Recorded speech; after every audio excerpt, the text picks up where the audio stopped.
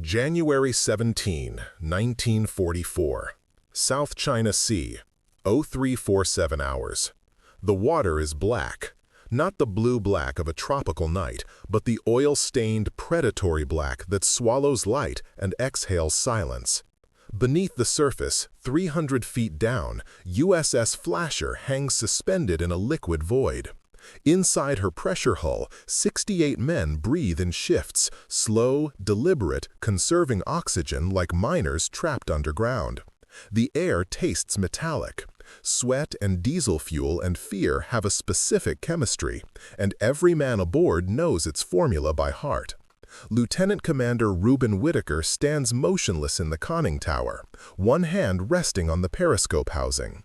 He does not move, has not moved for 40 minutes.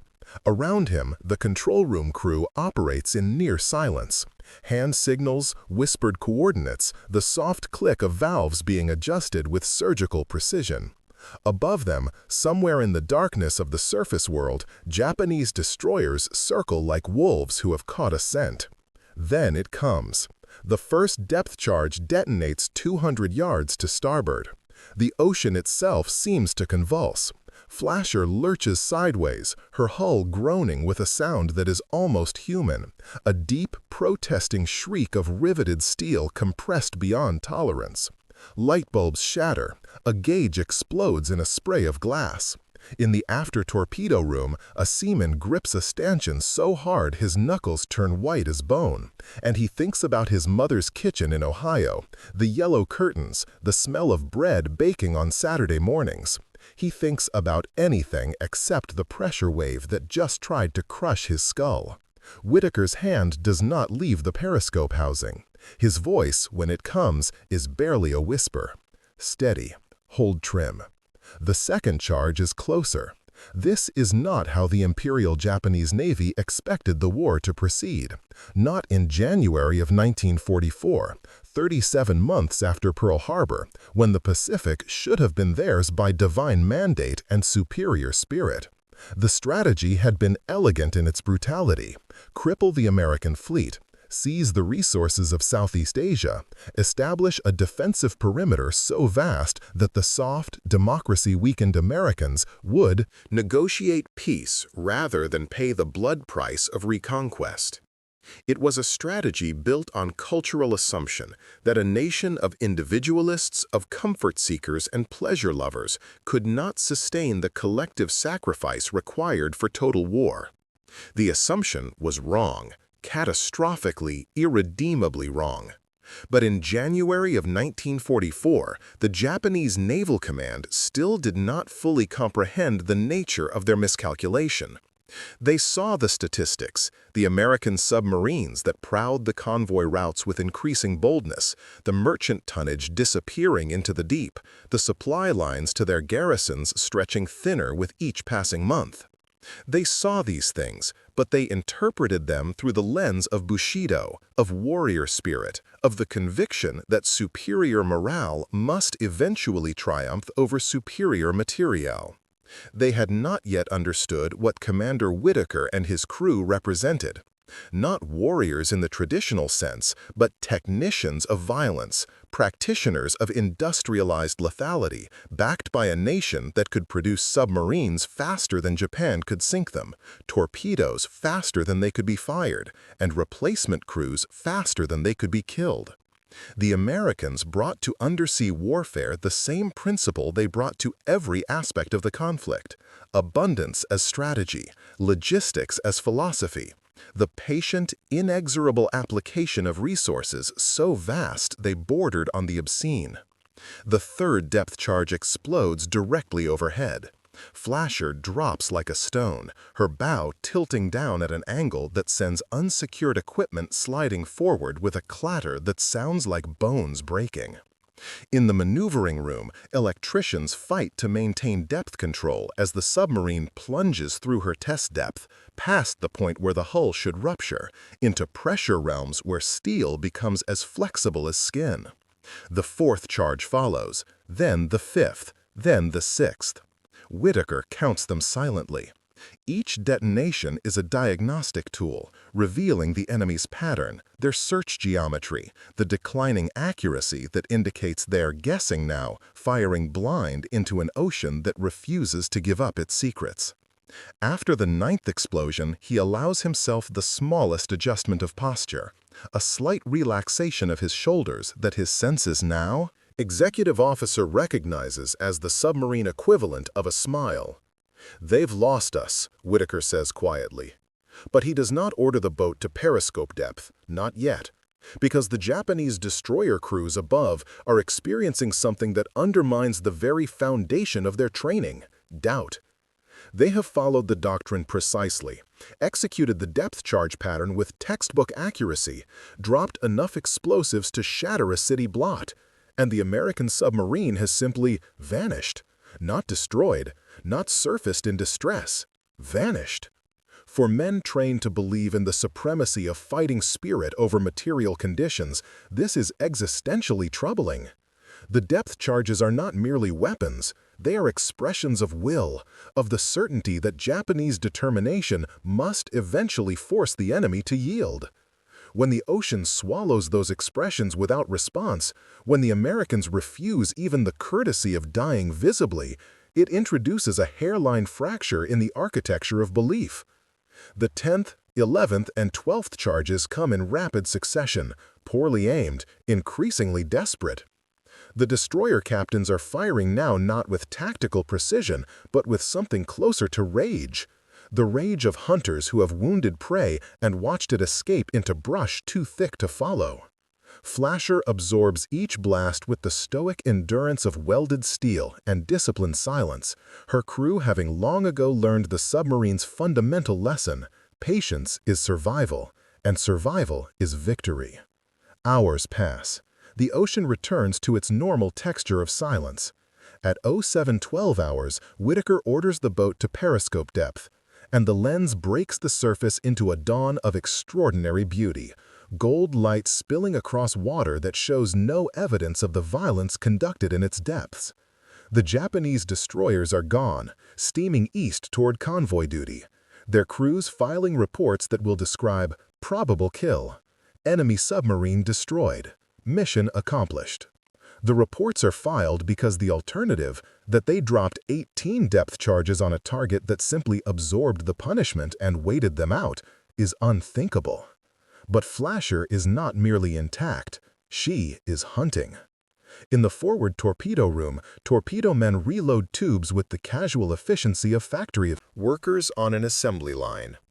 Each Mark 14 torpedo weighs 3,280 pounds and contains 643 pounds of Torpex explosive, a blend so powerful it makes traditional TNT seem quaint. The weapons are temperamental, prone to running deep or failing to detonate, products of a peacetime procurement system that prioritized cost over reliability. But by January 1944, the worst defects have been corrected through the brutal empiricism of combat, and the Mark 14 has become what it was always meant to be, a ship killer of singular lethality. The torpedoes represent something the Japanese planners never adequately factored into their strategic calculations: American industrial capacity, not just for production, but for iteration. Where the Japanese Navy entered the war with superior torpedoes and assumed that superiority would remain constant, the Americans entered with inferior weapons and then systematically, almost obsessively, fixed them. Each malfunction was documented, analyzed, corrected. Each failure became data. Each loss became institutional memory that prevented the next loss. This was not warrior spirit. This was engineering culture applied to mass death, and it was devastatingly effective. Whitaker studies the charts spread across the wardroom table. Intelligence reports indicate a major convoy forming at Cam Bay, troop transports and cargo vessels preparing to resupply the garrisons in the Philippines. The convoy route is predictable because it must be predictable. There are only so many channels deep enough for large vessels, only so many approaches that allow mutual air cover. The Japanese face an impossible geometry. Their empire is vast, their supply lines extended, and every critical route is a choke point waiting for submarines like Flasher to exploit. "We'll intercept here," Whitaker says, tapping a position 30 miles southeast of Cape Padaran. "Night surface attack, 4-fish spread." His executive officer nods. "They have done this before. We'll do it again." The routine of it is almost industrial. Locate convoy, achieve firing position, launch torpedoes, submerge, evade counterattack, reload, repeat. There is nothing glorious about it in the traditional sense. No banzai charges, no last stands, no samurai theater. Just mathematics and patience and the cold application of explosive force against steel hulls. Filled with men who did not choose their deaths but will receive them anyway. The Japanese soldiers and sailors aboard those transports have their own expectations, shaped by propaganda that promises certain victory and emphasizes spiritual superiority over material advantage. They have been told that American submarines are operated by cowards who fight without honor, who strike from concealment and flee from confrontation. This narrative serves a purpose. It explains defeats without admitting to fundamental strategic miscalculation. If the enemy is dishonorable rather than effective, then Japanese losses become proof of virtue rather than evidence of failure. But the men on the transports, the ones who have already survived months or years in the Pacific theater, know better. They have seen the cargo ships explode and sink, have watched supply convoys get smaller and less frequent, have eaten diminishing rations and worn threadbare uniforms while being told that Japan's industrial might is inexhaustible. The disconnect between doctrine and reality has become too wide to ignore, and in the quiet spaces between official pronouncements, soldiers whisper the truth to each other. The Americans are winning because they have more of everything, and no amount of fighting spirit can compensate for material disparity at this scale. January 19, 1944, 21:30 hours. Flasher lies on the surface, her diesel engines rumbling as she charges batteries and makes transit speed toward the intercept point. The night is moonless, visibility less than 1,000 yards. Perfect conditions. Whitaker stands on the bridge, binoculars scanning the horizon, and thinks about the peculiar loneliness of submarine command. He is responsible for 68 lives, for a multi-million-dollar weapon system, for the execution of strategic policy through tactical action. But mostly, he is responsible for making decisions in the absence of complete information and then living with the consequences. At 22:47 hours, the radar operator reports multiple contacts bearing 090, range 15,000 yards. The convoy. Clear the bridge. Dive. Dive. Flasher slides beneath the surface with practiced efficiency, leveling off at periscope depth. Through the lens, Whitaker sees them. Shadows against shadows, the dark silhouettes of cargo vessels in column. Formation. Flanked by destroyer escorts whose wakes are visible as phosphorescent trails. He counts 6 transports, probably 7,000 tons each, loaded with troops or supplies or both. 42,000 tons of shipping. Thousands of men.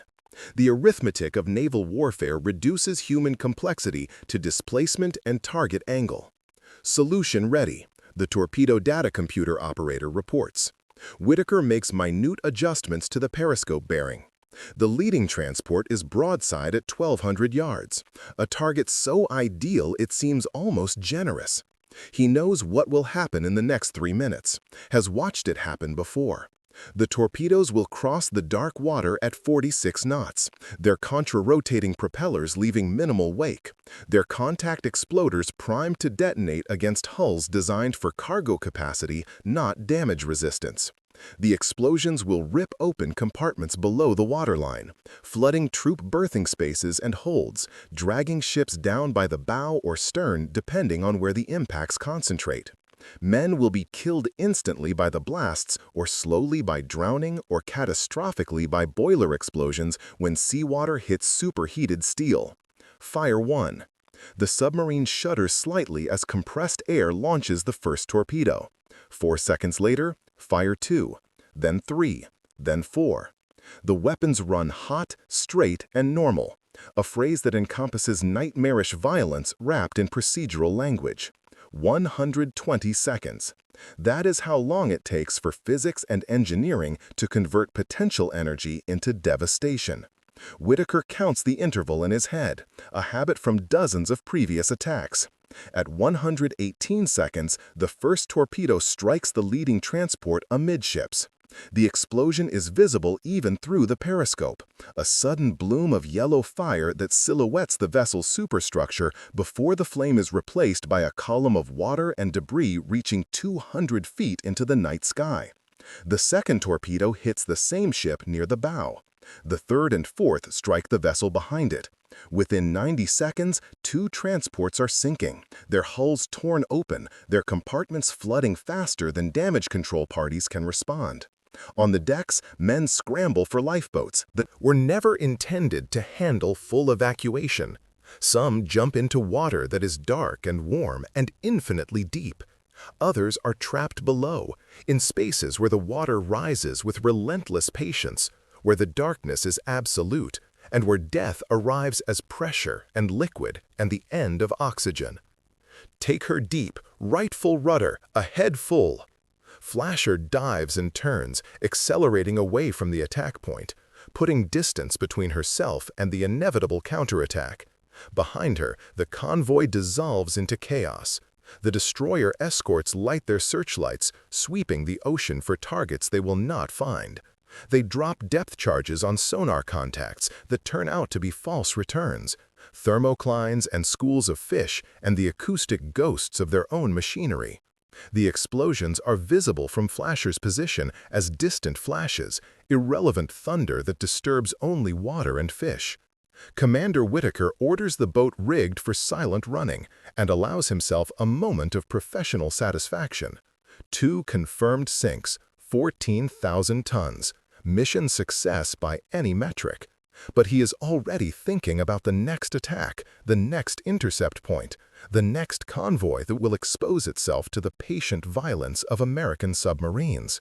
The Japanese destroyer crews, meanwhile, are experiencing something worse than military defeat.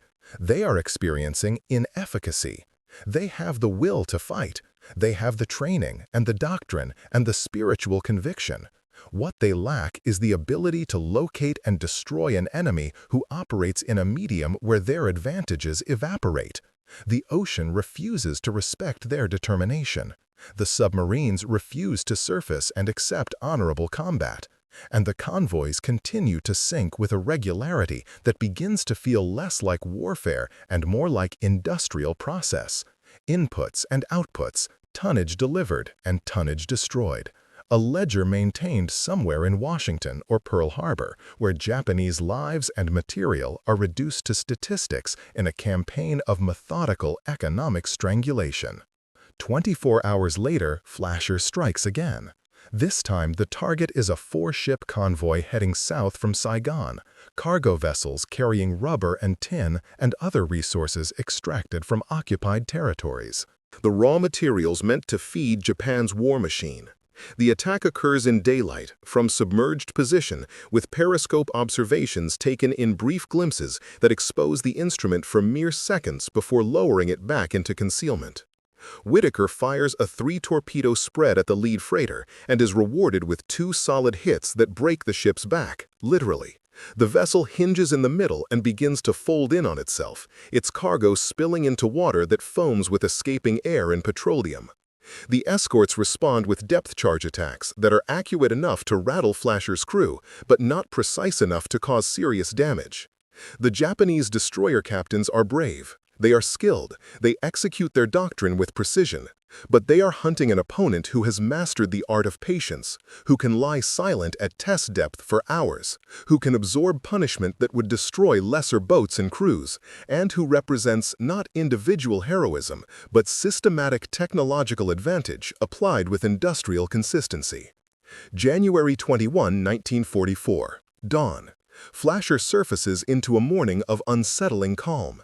The sea is glass smooth, the sky empty of clouds or aircraft. Whitaker orders battery charge and allows the crew to rotate through the conning tower in small groups, letting them breathe air that does not taste of machine oil in desperation. The men emerge pale and blinking, their skin waxy from weeks submerged, their expressions carrying the peculiar dissociation of submariners who have spent too long in an environment where day and night are abstractions and survival depends on absolute silence. In the wardroom, Whitaker reviews the patrol report. 6 confirmed sinkings in 3 days, 37,000 tons of enemy shipping destroyed, 0 casualties aboard Flasher. The numbers would be impressive if they were not becoming routine. Across the Pacific, American submarines are conducting similar operations with similar results, a distributed campaign of attrition that is slowly, inexorably severing Japan's maritime lifelines. No single attack is decisive. No individual patrol will end the war. But cumulatively, relentlessly, the submarines are accomplishing what battleships and carriers cannot. They are making Japan's empire economically unsustainable. The Japanese military leadership, even in early 1944, does not yet fully grasp the implications. They see individual losses and attribute them to tactical failures or insufficient vigilance. They do not see the systemic collapse emerging from the accumulation of those losses, the garrisons that will starve, the factories that will halt for lack of raw materials, the civilians who will go hungry because cargo ships full of rice are resting on the ocean floor. The submarines are not merely sinking ships, they are amputating the arteries of empire, and the patient is bleeding out without quite realizing that the wounds are mortal. For the men aboard Flasher, the strategic implications are abstract. What is concrete is the routine, the endless cycle of hunting and hiding, the claustrophobia of the hull, the particular terror of depth charge attacks, the boredom punctuated by moments of extreme violence. They eat canned food and breathe recycled air and sleep in hot bunking rotations where the sheets are always damp with someone else's sweat. They develop the submarine pallor and the submarine stare, that 1,000-yard gaze that comes from spending weeks in an environment where the horizon is a pressure hull 18 inches away. But they also experience something the Japanese propaganda narrative cannot accommodate. They experience abundance even in deprivation. The food aboard Flasher is canned and monotonous, but it is plentiful. The crew does not go hungry. The torpedoes are sophisticated and expensive, but there are always more. The submarine leaves port with 24 and will expend them with confidence that resupply is certain. When equipment breaks, replacement parts are available. When men are wounded or sick, there are medical supplies. The submarine itself, despite its discomforts, is a marvel of engineering reliability. Not perfect, but robust, designed with redundancy and fail-safes that reflect a manufacturing philosophy where quality control is systemic rather than aspirational. This is the symbolic weight of American material. Not that it is better than Japanese equipment on a one-to-one basis, though often it is, but that there is always more of it. The abundance is psychological as much as physical. It communicates a message that penetrates deeper than propaganda, that the nation producing these weapons can afford to be profligate with resources, that the industrial base supporting the war effort is so vast that individual losses are acceptable, even expected, because they will be replaced with interest. The torpedo becomes the physical embodiment of this philosophy. Each Mark 14 costs approximately $10,000 in 1944 dollars, a sum that represents 6 months of an average American worker's salary poured into a single-use weapon that will exist for perhaps 90 seconds after leaving the tube before either exploding or sinking irretrievably into the abyss. The economics are absurd unless you possess an economy capable of treating such expenditure as routine. Japan cannot match this, cannot even approach it.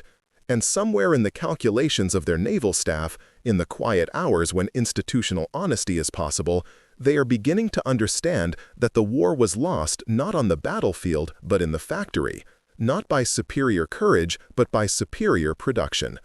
January 22, 1944, final attack. Flasher intercepts a 2-ship convoy near the Spratly Islands, oilers returning empty to Borneo to collect fuel. The symbolism is almost too perfect. Vessels designed to carry the literal energy of warfare now running on ballast, exposing themselves to destruction in the desperate attempt to maintain supply lines that are already failing. Whitaker fires 4 torpedoes and achieves 3 hits. The lead oiler explodes with sufficient force to suggest its tanks were not entirely empty. Volatile fumes ignited by the torpedo's warhead, creating a secondary explosion that lifts the ship's bow completely out of the water before it settles back and begins the terminal slide beneath the surface. The second oiler attempts to flee at maximum speed, its crew flooding ballast tanks to reduce draft, its radio operator sending desperate messages that will be intercepted by Flasher's radio man and decoded and filed as intelligence for future operations. The ship makes 8 knots before a single torpedo strikes its engine room, stopping the vessel dead. It takes 17 minutes to sink, a slow, tilting descent that gives the crew time to abandon ship, to climb into lifeboats and watch their workplace, their duty station, their home disappear into water that accepts all offerings with equal indifference. Flasher does not surface to take prisoners. This is not cruelty but doctrine. Submarines cannot accommodate additional personnel, cannot spare the resources, cannot risk exposure. The survivors will drift until rescue arrives or does not arrive, their fate determined by currents and chance and the extent to which their navy can afford to divert assets to search operations in waters controlled by enemy submarines. It is the mathematics of total war, where humane impulses are subordinated to operational necessity, and no one involved can claim moral comfort. By evening, Flasher is heading east toward Pearl Harbor, her torpedo tubes empty, her fuel tanks depleted, her crew exhausted and satisfied, and ready for the temporary respite that awaits at patrol's end. Behind her, 6 ships rest on the ocean floor, graves for hundreds of men, monuments to the effectiveness of submarine warfare, data points in the larger strategic equation that will eventually render Japan's continued resistance unsustainable. Commander Whitaker stands on the bridge in the tropical darkness, smoking a cigarette and watching the stars appear. He does not think of himself as a warrior in the traditional sense. He is a technician, a manager of violence, a practitioner of applied lethality. But he understands what he represents. Not American courage or superior morale, but American capacity.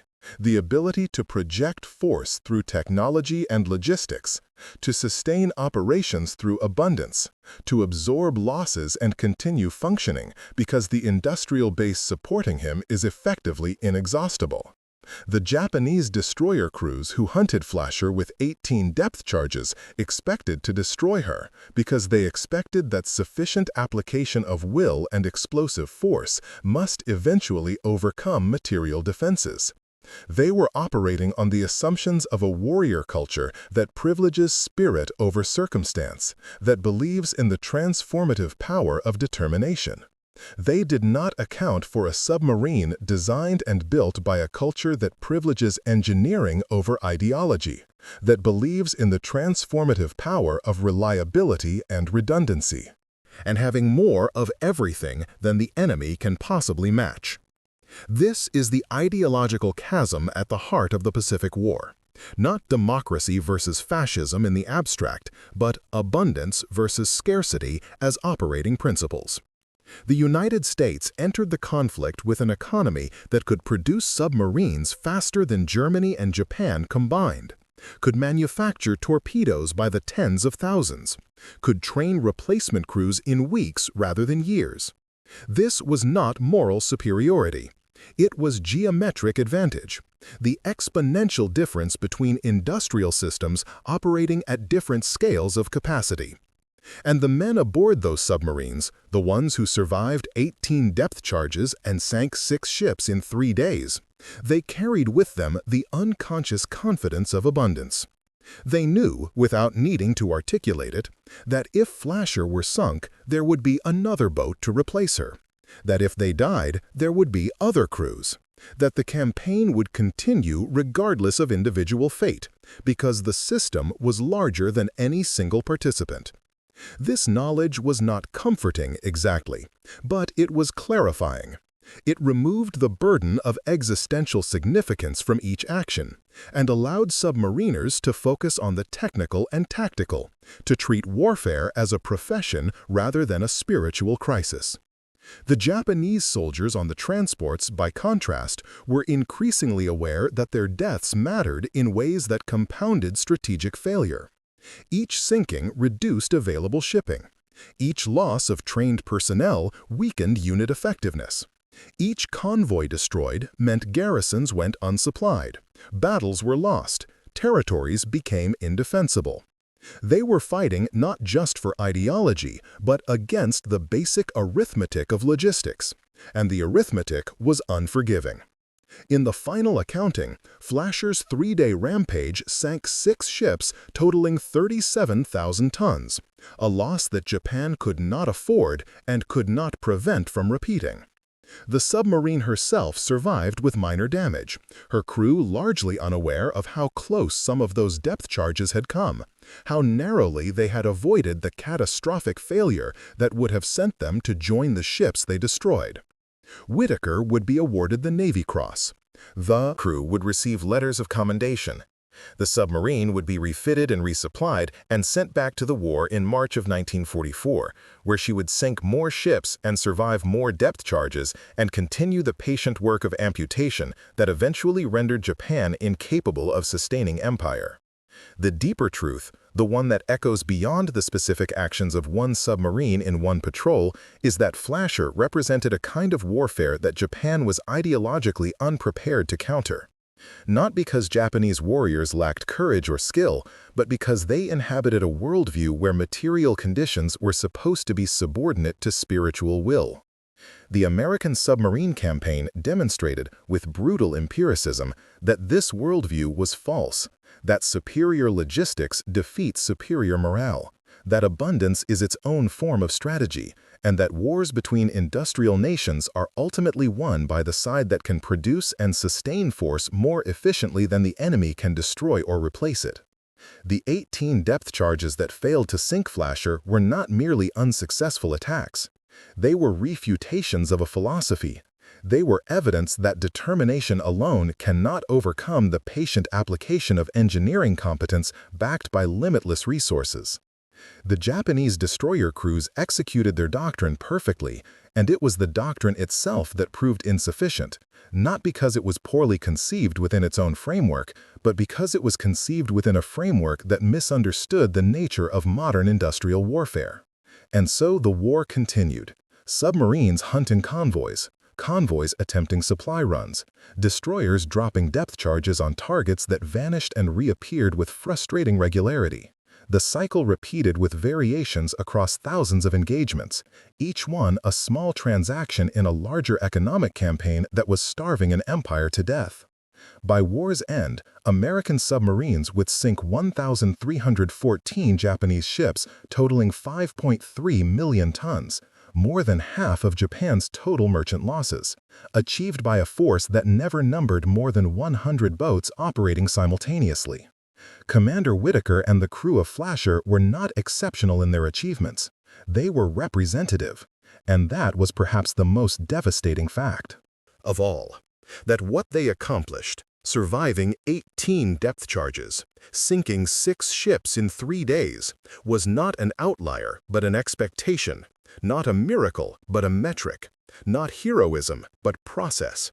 They were the routine output of a system designed to produce exactly this result, over and over, until the enemy could no longer sustain the losses. The torpedo, that symbol of American industrial philosophy, carried within its steel casing more than explosive compound. It carried a message about the nature of power in the 20th century, that abundance multiplied by efficiency equals a force that no amount of courage or spiritual conviction can withstand indefinitely. That the nation capable of producing such weapons by the tens of thousands, of training crews by the hundreds, of sustaining operations across an ocean that spans half the world, possesses an advantage so fundamental that it transcends individual battles and reshapes the strategic geometry of the entire conflict. This was the lesson the Japanese Navy learned too late, that fighting spirit without industrial capacity is tragedy, that warriors without supply lines are ghosts, and that empires built on conquest must eventually collapse when confronted by opponents who treat warfare not as ritual but as industrial process. Flasher survived her patrol and returned to hunt again because she was designed to survive, crewed to survive, supported to survive, because survival was engineered into every rivet and valve and procedure, because abundance allowed for redundancy, and redundancy transformed occasional fortune into consistent outcome. In the end, the submarine and her crew were not heroes defying impossible odds. They were the impossible odds, delivered wholesale against an enemy who had bet everything on the superiority of will over material, and discovered, depth charge by depth charge, sinking ship by sinking ship, that the bet was already lost before the first torpedo left its tube.